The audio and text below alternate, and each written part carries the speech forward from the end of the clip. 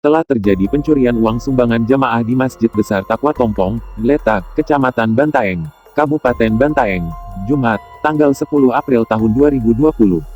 Berdasarkan rekaman CCTV Masjid Taqwa Tompong, saat masjid dalam kondisi sepi pelaku melancarkan aksinya. Awalnya, pelaku membobol atau membuka paksa pintu masjid yang dikunci dengan gembok. Kemudian pelaku memasuki masjid dan membobol lemari yang berada di samping mimbar.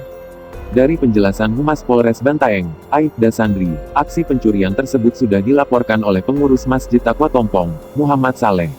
Menurutnya, pelaku berhasil menggasak 4 kotak amal yang berisi uang sumbangan jamaah. Untuk itu, dari aksi pencurian tersebut total kerugian sebesar 2 juta rupiah. Saat ini pelaku belum ditemukan, tetapi sedang dalam pengejaran atau sementara penyelidikan. Pelaku membuka dengan cara mencungkil 4 kotak amal, total kerugian 2 juta rupiah dan saat ini sementara penyelidikan, kata Sandri, saat ditemui Tribun Bantaeng di Polres Bantaeng, Lembang, Kecamatan Bantaeng, Kabupaten Bantaeng, Sabtu, tanggal 11 April tahun 2020.